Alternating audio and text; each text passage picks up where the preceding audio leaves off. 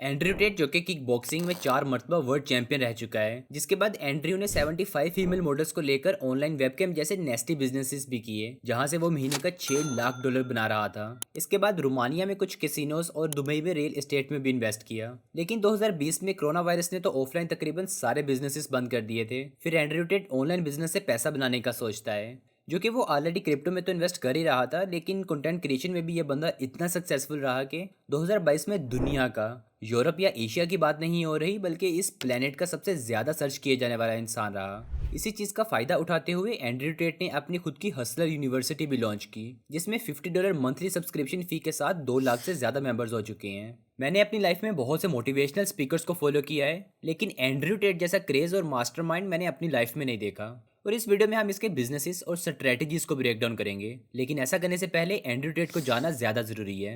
अगर मीडिया के point of view से देखें तो मिसोजिनिस्ट यानी जो औरतों के खिलाफ बात करता है, जेंजी के लिए एक इंस्पिरेशनल और मोटिवेशनल पर्सनैलिटी, और हेटर्स के लिए एक सच बोलने वाला इंसान, जबकि वो एक सेल्फ मेड मिलीनियर है जिसने फिर इस्लाम कबूल किया, यंग जनरेशन को लाइफ में एक पर्पस और अवेयरनेस दी। लेकिन एक तरफ अपने बिजनेसेस की वजह से वो जेल में भी गया। एंड्रयू टेट के बिजनेसेस को समझने के लिए हमें उसकी लाइफ के बारे में जानना पड़ेगा। एंड्रयू टेट के फादर एक चेस प्लेयर थे, जिसके बाद एंड्रयू ने भी बचपन से ही चेस और रेसलिंग की प्रैक्टिस शुरू कर दी थी। लेकिन एंड्रयू ने अपने फादर को देखा था, जिससे उसे इस बात का आइडिया था कि चेस में कुछ खास इनकम नहीं है, इसलिए वो किक बॉक्सिंग के टूर्नामेंट्स में पार्टिसिपेट करने लगा और बहुत से कॉम्पिटिशन्स को जीता भी। इवन के 2014 में Andrew Tate best kick boxer champion का अवार्ड भी जीत लेता है। एंड्रयू का किक बॉक्सिंग का करियर बहुत ज्यादा सक्सेसफुल रहा है, जिसमें वो 79 मैचेस जीतने के साथ 4 मरतबा वर्ल्ड चैंपियनशिप जीत चुका है। एंड्रयू जब अपने करियर की पीक पर था तो उसने ये करियर को छोड़ा क्यों? अब डेफिनेटली किक बॉक्सिंग में भी इतना पैसा नहीं था कि वो एक लग्जरियस लाइफ गुजार सके।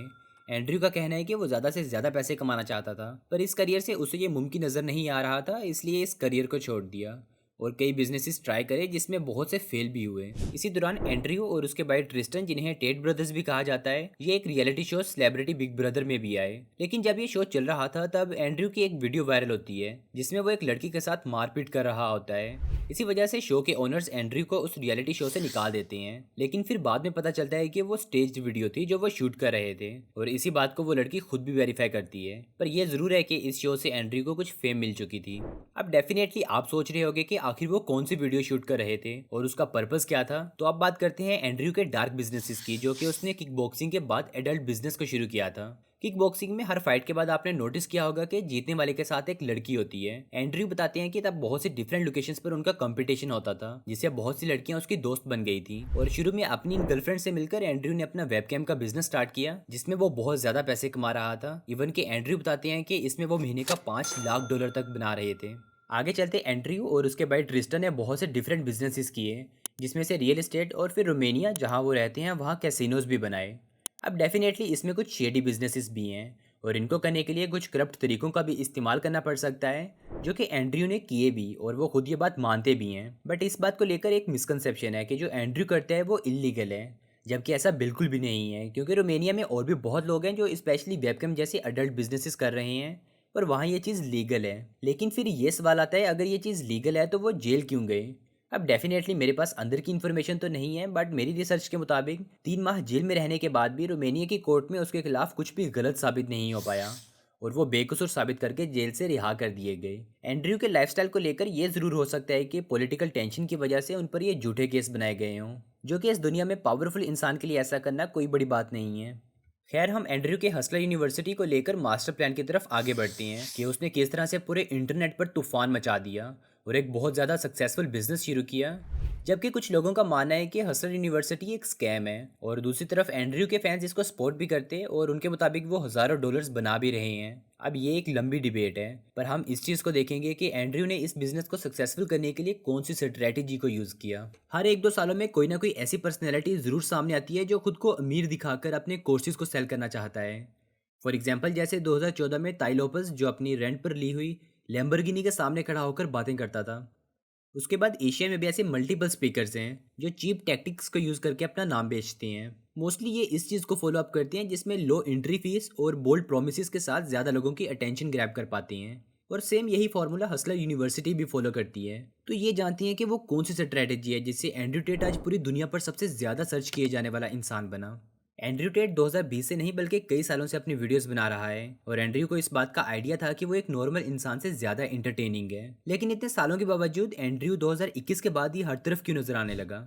इसकी एक रीज़न तो ये है कि 2021 के बाद से फेमिनिज्म बढ़ने लगा और दुनिया भर में इसको लेकर बहुत ज़्यादा प्रोटेस्ट होने लगे। जबकि एंड्रयू तो पहले से ही ज़रा कंट्रोवर्शियल बात करता था। इसी चीज़ को उसने फेमिनिज्म के खिलाफ आवाज़ उठाने के लिए भी इस्तेमाल किया, जिसके चलते उसको बहुत ज़्यादा लाइमलाइट मिलने लगी और सोशल मीडिया की जो पावर्स हैं उन्होंने एंड्रयू को मिसोजिनिस्ट और हेट स्पीच का एलिगेशन लगाते हुए फेसबुक, इंस्टाग्राम, यूट्यूब हर प्लेटफॉर्म से बैन कर दिया। जबकि एंड्रयू के माइंड में कुछ और ही चल रहा था। उसने अपने डिस्कॉर्ड रूम्स और ऑनलाइन कम्युनिटीज़ में अनाउंस किया कि उसके क्लिप्स को सोशल मीडिया पर अपलोड करें। पहले तो एंड्रयू ने खुद कहा, लेकिन अचानक से एंड्रयू का कंटेंट आग की तरह हर जगह फैलने लगा, क्योंकि इस बार डिस्कॉर्ड रूम्स के मेंबर्स ही नहीं बल्कि इंटरनेट पर उसके फैंस भी उसकी वीडियोस अपलोड कर रहे थे, जिससे वहाँ एक डोमिनो इफेक्ट शुरू हो गया। और फिर एंड्रयू ने हसलर यूनिवर्सिटी में एफिलिएट प्रोग्राम को इंट्रोड्यूस करवाया, जिसमें यूज़र के लिंक से अगर कोई ज्वाइन करता है तो उसे उसका 48% कमीशन मिलेगा।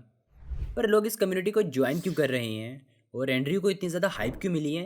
वेल, दुनिया में तकरीबन हर कोई अमीर बनना चाहता है। स्पेशली इंस्टाग्राम पर इन्फ्लुएंसर्स को देखकर हम लोग उन जैसी लाइफ गुजारना चाहते हैं। और एक वक्त था जब एंड्रयू भी लो मिडिल क्लास था, लेकिन आज करोड़ों लोगों की ड्रीम लाइफ को एंजॉय कर रहा है। अब अगर आप भी इंस्टाग्राम इन्फ्लुएंसर्स या मिलीनियर्स वाली लाइफ गुजारना चाहते हो तो यहाँ एंड्रयू कॉमन एनिमी को सामने लाता है, मैट्रिक्स। उसके मुताबिक अगर आप अमीर होना चाहते हो, उस जैसी लाइफ गुजारना चाहते हो, तो आपको मैट्रिक्स से बाहर निकलना पड़ेगा, जैसा उसने किया। और वो पॉसिबल कैसे होगा? हसलर यूनिवर्सिटी को ज्वाइन करके। अब एंड्रयू टेट मैट्रिक्स के बारे में सच बोलता है या झूठ? हसलर यूनिवर्सिटी स्कैम है या नहीं? इस सवाल का जवाब आपको खुद में मिलेगा। लेकिन एक बात तो माननी पड़ेगी, एंड्रयू टेट ने बहुत लोगों को फिजिकली और मेंटली तौर पर बचाया है, पर साथ उसकी बातों ने बहुत से लोगों की जान भी बचाई है।